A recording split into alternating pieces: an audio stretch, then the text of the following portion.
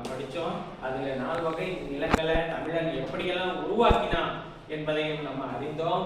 இந்த பாடல்ல வந்து அதாவது கடல் சம்பந்தமான அதாவது ஒரு பாடல், கடல்ல வேலை செய்கிற மீனவர்கள் அவர்களுடைய ஒரு பாடலாக இந்த பாடல் இருக்கிறது.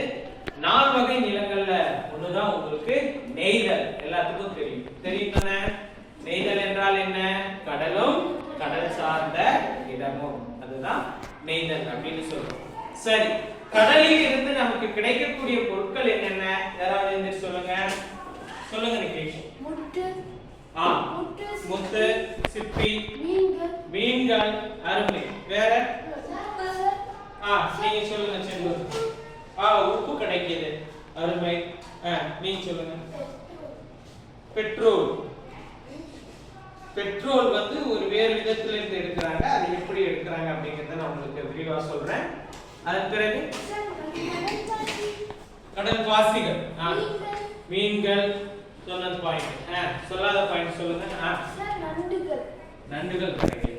சரி மாணவர்களே, உங்களுக்கு தெரிந்த அளவு கடலில் இருந்து எண்ணற்ற பொருட்கள் நமக்கு கிடைக்குது.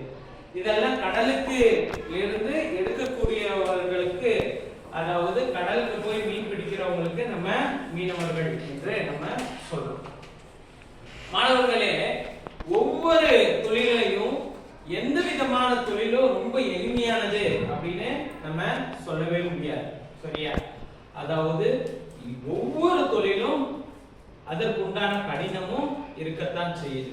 அதற்குண்டான உழைப்பை நம்ம கொடுக்கும் பொழுதுதான் என்ன ஆகுது அப்படின்னா அந்த தொழில வெற்றிகரமாக நம்ம நடக்கிறோம். சரியா? உங்க எல்லாத்துக்குமே அதாவது பாடல் எல்லாத்துக்குமே தெரியும்.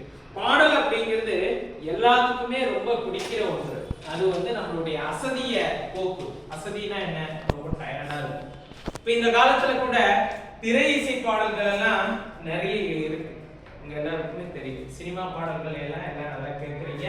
ஒரு சில பாடல்கள் கேட்கும் போது கூஸ் பம்ப்ஸ் அப்படின்னு எல்லாம் சொல்லுவாங்க ஆங்கிலத்துல. என்ன சொல்லுவாங்க? நமக்குள்ளேயே ஒரு விதமான ஒரு நல்ல உற்சாகமானது நமக்குள்ளேயே வரும்.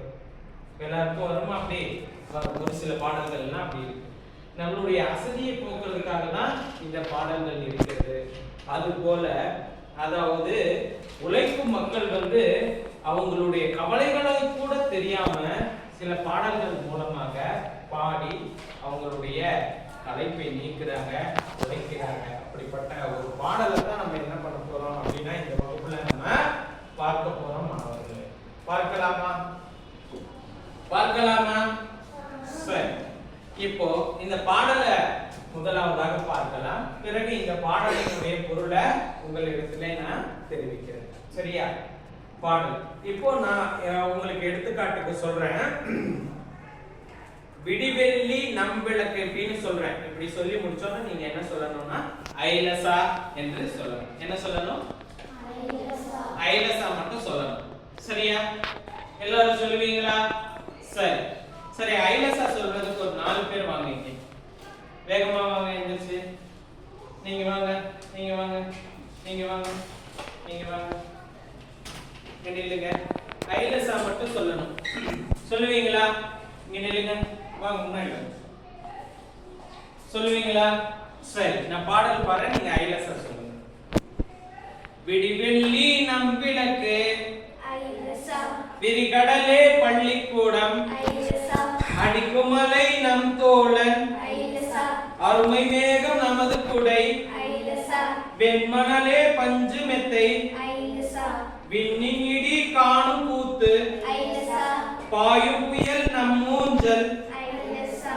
பனிமூட்டம் உடல் போர்வை, ஐலசா.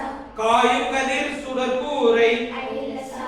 கட்டுமரம் வாழும் வீடு, ஐலசா. மின்னல் வரி அரிச்சுவடி, ஐலசா. பிடிக்கும் மீன்கள் நம் பொருள்கள், ஐலசா. முழு நிலவே கண்ணாடி, ஐலசா. மூச்சடக்கும் நீச்சல் யோகம், ஐலசா.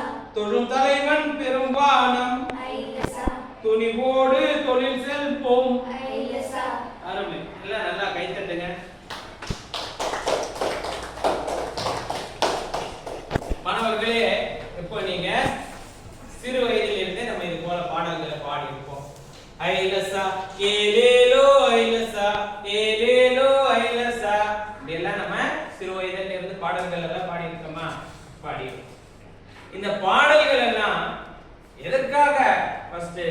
பாடுறாங்க அப்படின்னா பாடல்கள்ல ஒவ்வொரு விதமான பல விதமான பாடல்கள் எல்லாம் இருக்கு. சரியா? ஒரு விழாவின் போதோ கும்மி பாடல் உங்களுக்கு தெரியும், உப்பாரி பாடல் தெரியும். இது போல நாட்டுப்புற பாடல்கள் வந்து எண்ணற்ற பாடல்கள் இருக்கிறது. ஒரு வகையில உழைக்கும் மக்கள் தங்களினுடைய கலைப்பு தெரியாமல் இருக்க பாடுகின்ற பாடல் தான் இந்த பாடல். இதுல வந்து பாத்தீங்கன்னா கதிர் சுடர் அப்படின்னு வருது இல்லையா? கதிர் சுடர் என்றால் என்னன்னா கதிரவனினுடைய ஒளி என்ற அர்த்தம். என்னது? கதிர் சுடர் என்றால் கதிரவனினுடைய ஒளி என்ற அர்த்தம். மின்னல் வரி என்பது மின்னல் கோடு என்ற அர்த்தம். மின்னல் வரி என்பது என்ன? மின்னல் கோடு என்பது அர்த்தம். அரிச்சோடி என்பது அகர வரிசை எழுத்துக்கள் என்பது பொருள். மாணவர்களே, இந்த பாடலினுடைய முழு விளக்கத்தையும் நம்ம அடுத்த வகுப்பிலே பார்க்கலாம். நன்றி. நன்றி ஐயா.